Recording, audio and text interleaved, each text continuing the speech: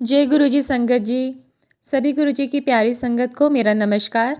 चलिए हम सब मिलकर गुरु जी का मंत्र जाप करें। ओम नमः शिवाय, शिव जी सदा सहाय। ओम नमः शिवाय, गुरु जी सदा सहाय।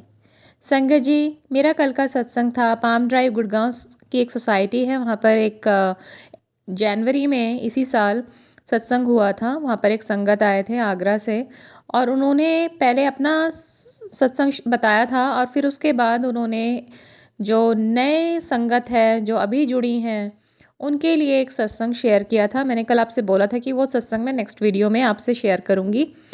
तो संगत जी, दिसंबर के महीने में लास्ट ईयर 2022 दिसंबर में मैंने अपनी लाइफ का पहला गुरुजी का सत्संग अटेंड किया था।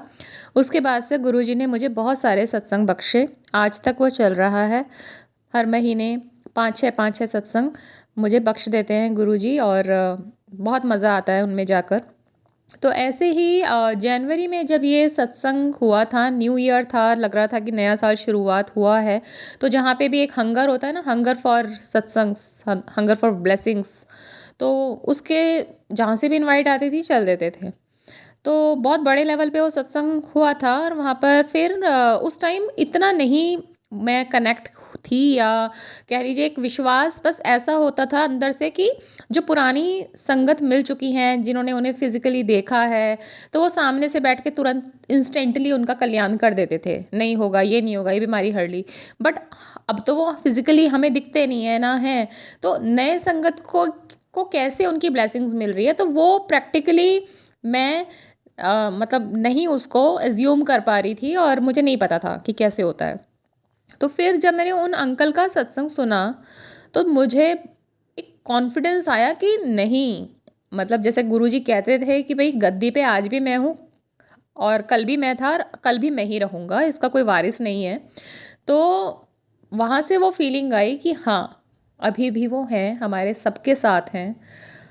तो उन अंकल ने बोला था कि मुझे जैसा याद है इस टाइम, तो उन्होंने बताया था कि उनकी सोसाइटी जो भी थी वहाँ पर आगरा में, वहाँ पे उन्होंने मंदिर था गुरुजी का सोसाइटी के अंदर। तो वहाँ पे बाहर से काफ़ी सारे लोग आते थे, तो आरडब्ल्यूए को ऑब्जेक्शन हुआ कि भाई बाहर से इतने लोग आते हैं, सेफ्टी इश्यूज़ है जो भी है। तो ऑब्जेक्शन के चलते जो भी वहाँ पे मेन हेड थे, उन्होंने मंदिर बंद करवाने की डिमांड रखी। फिर कोर्ट कचहरी तक केसेस गए, या पुलिस में गए, ऐसे कुछ वो बता रहे थे।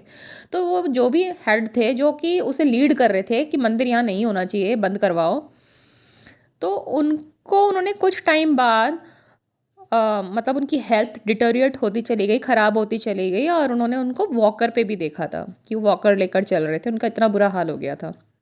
उसके बाद कुछ समय निकला, और उन्होंने उन अंकल को, बिकॉज़ वो मंदिर तो फिर ऐसे ही था और केसेस चल रहे थे, तो उन अंकल को जिन्होंने ऑब्जेक्शन किया था उस मंदिर में आते हुए देखा गुरुजी के सामने, और मतलब कह लीजिए ब्लेसिंग्स लेते हुए, या जो भी है वो अपना शुक्राना करने हैं, जैसे भी वो उस मंदिर में आए। तो उन अंकल ने कहा कि भाई, आपको तो मैंने कुछ दिन पहले ऐसे वॉकर पे देखा था, और आप यहाँ क्या कर रहे हो? बिकॉज एक इंसान जो वो मंदिर बंद कराना चाहता है, वो वहाँ मंदिर में क्या कर रहा है? तब उन्होंने बोला कि तुम मेरा सत्संग सुनो। तो उन्होंने बताया कि ड्रीम में कैसे गुरुजी आए, कैसे 1 घंटे तक उनकी टांगें काट के रख दी थी, साइड में सर्जरी करी, और फिर उन्हें बोला कि 10 मिनट बाद ना चलने की कोशिश करना। और ये कह के वो सब चले गए। कह रहे मैं बहुत पेन में था, गुरुजी ने बोला कि भाई बहुत पेन होगा तुझे, और उस सपने में उन्हें सर्जरी पूरी ठीक कर दी। और 10 मिनट बाद जब वो चले, तो वो बिना वॉकर के उस दिन उस मंदिर में खड़े थे। तो ये सत्संग ब्रीफ मुझे जैसा याद है, तो मुझे इतना उससे कॉन्फिडेंस आया। मैंने कहा यार, तब उन्होंने कहा कि ऐसा मत समझो गुरुजी आज नहीं है, ये नई संगत के लिए है।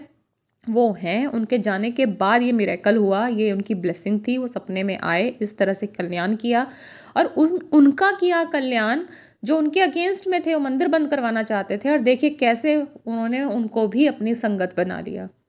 तो ये हैं हमारे गुरुजी, सबका कल्याण करते हैं बिना ये सोचे कि कौन मेरा भक्त है कौन मेरा भक्त नहीं है। कहते हैं ना, हर हर इंसान में रब है, हर इंसान में बस अच्छा बुरा हर एक में राम भी है रावण भी है वो देखना होता है। कर्म होते हैं लोगों की, वो राम का चरित्र बाहर निकालते हैं रावण का।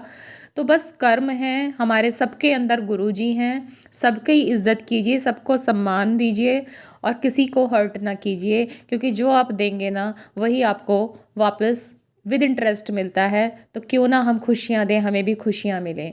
जय गुरु जी।